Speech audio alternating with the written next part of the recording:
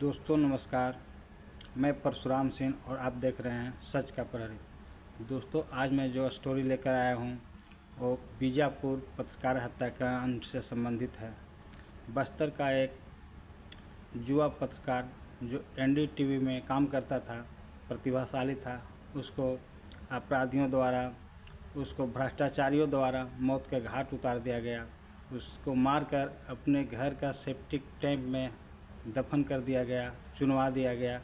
दोस्तों कहा जाता है सच परेशान होता है, पराजित नहीं। लेकिन मैं न जाने कितने बार सत्य को परेशान होता भी देखा और पराजित होता भी देखा।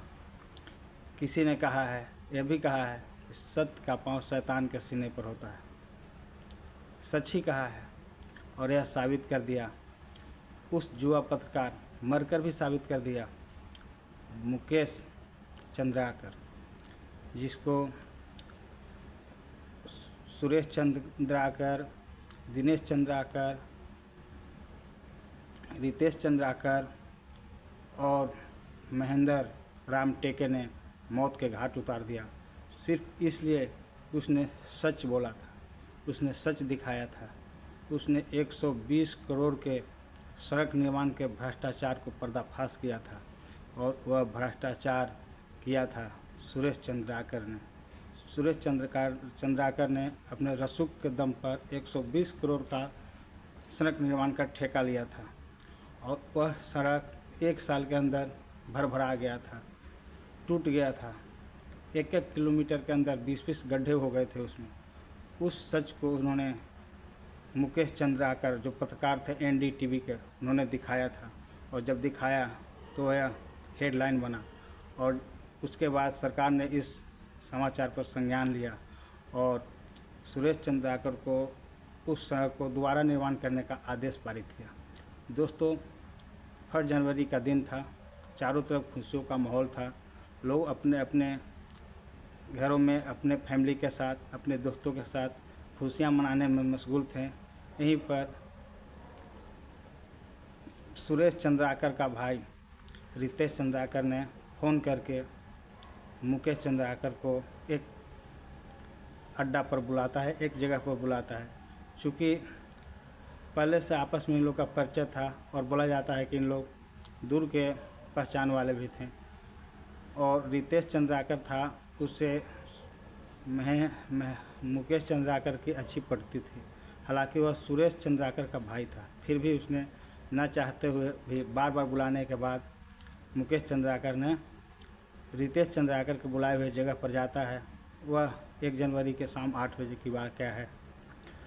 वहाँ पर उसको खाना खिलाया जाता है। जो पत्रकार था मुकेश चंद्राकर, उसको खाना खिलाया जाता है और उसी बीच में सड़क निर्माण की चर्चा कर दी जाती है। चूँकि प्लान सुरेश चंद्राकर का पहले का था, पहले से उन्होंने प्लान बना लिया था कि मुकेश को इस तरह से रितेश फंसा कर बुलाएगा और उसकी हत्या कर दी जाएगी, क्योंकि उसने हमारे सड़क निर्माण के बारे में प्रश्न उठाया था, जिसके कारण उसको गवर्नमेंट ने दोबारा सड़क निर्माण करवाने का आदेश पारित किया था। दोस्तों वहाँ पर पत्रकार को बुलाया जाता है और उसके साथ वहाँ पर जो रितेश चंद्राकर और महेंद्र राम टेके थे, उन्होंने उसके ऊपर जानलेवा हमला कर देते हैं और उसको मौत का घाट उतार देते हैं। यह प्री प्लानिंग पहले से सुरेश चंद्राकर का था और उसका भाई दिनेश चंद्राकर, वो दोनों दूसरे जगह पर थे। घटना हो जाता है। उसके बाद सुरेश चंद्राकर और दिनेश चंद्राकर हैदराबाद भाग जाते हैं और रितेश चंद्राकर दिल्ली चला जाता है।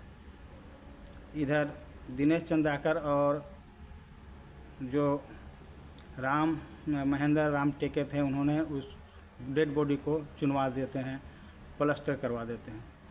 दोस्तों जब उनका फैमिली लोग ढूंढते हैं, जब वो नहीं घर पर जाते हैं मुकेश चंद्राकर, तो उनका भाई जुगेश चंद्राकर जब ढूंढते हैं तो नहीं पता चलता है।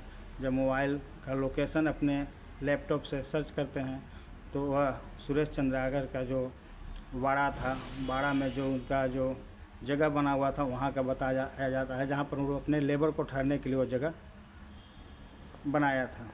उसी जगह पर उस पत्रकार का निर्मम हत्या कर दी जाती है।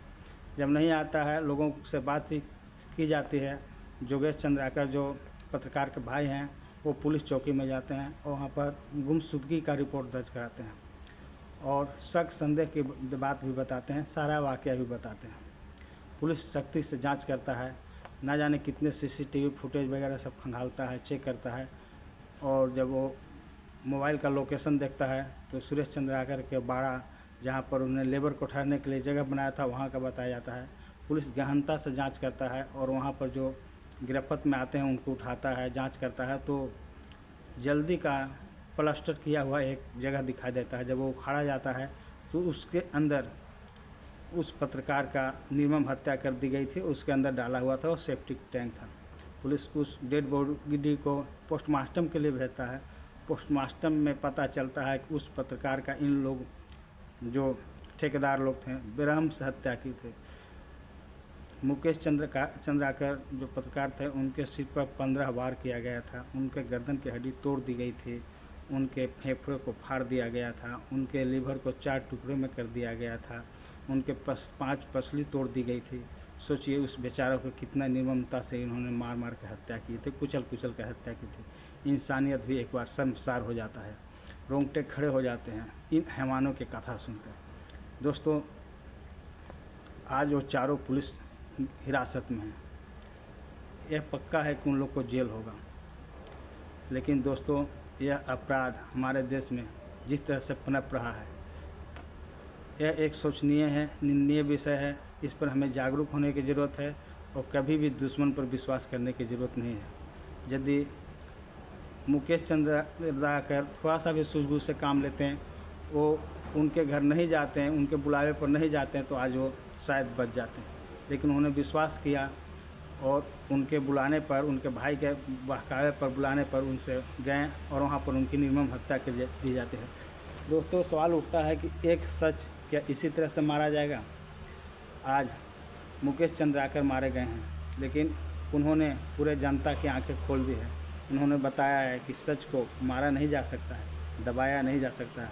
आज पूरे देश में चर्चा का विषय है। मुकेश चंद्राकर मर कर भी अमर हो गए हैं और ऐसे अपराधियों को सज़ा दिलवाने के लिए यह काफ़ी है। यह सच है, ऐसे अपराधी हमारे समाज के लिए, हमारे राष्ट्र के लिए कलंक के समान हैं और कानून को ऐसे अपराधी को सख्त से सख्त सज़ा देना चाहिए। दोस्तों यह कहानी मुझे सुनाने का उद्देश्य किसी को परेशान करना नहीं है, किसी को नीचा दिखाना नहीं है, किसी को ऊपर लाछन लगाना नहीं है, लेकिन मैं अपने श्रोताओं को सचेत करना चाहता हूँ, जागरूक करना चाहता हूँ और यह बताने की कोशिश करता हूँ कि हमें हर पल पर सावधानी से आगे बढ़ना है, सोच समझ कर बढ़ना है और दुश्मन के ऊपर कभी भी विश्वास नहीं करना चाहिए। आज युवा पत्रकार मुकेश चंद्राकर जो छत्तीसगढ़ में सच की आवाज़ थे, वो जहाँ पर गलत होता था उसको दिखाते थे, यहाँ तक कि माओवादियों के यहाँ जाकर उनके कैंप का, उनके जीवन यापन का, उनके जो मीटिंग का, भाषण का वीडियो भी रिकॉर्ड करते थे और दुनिया को दिखाते थे माओवादी कैसे जीवन जीते हैं, कैसे वो काम करते हैं। वो सारे बेखौफ होकर जंगल में घूमते थे और पत्रकारिता करते थे। आज सारा पत्रकारिता जगत और सारा देशवासी शोक संतप्त है। ऐसे निर्मम हत्या के लिए रोष है और हर कोई का मांग है कि ऐसे दोषियों को सख्त से सख्त कार्रवाई किया जाए, सज़ा दी जाए। दोस्तों इस कहानी के साथ मैं अपना स्टोरी समाप्त करता हूँ। मेरा स्टोरी यदि अच्छा लगे तो मेरे वीडियो को लाइक किया कीजिए और मेरे चैनल सच का प्रहरी को ज़्यादा से ज़्यादा सब्सक्राइब किया कीजिए। जय हिंद, जय भारत।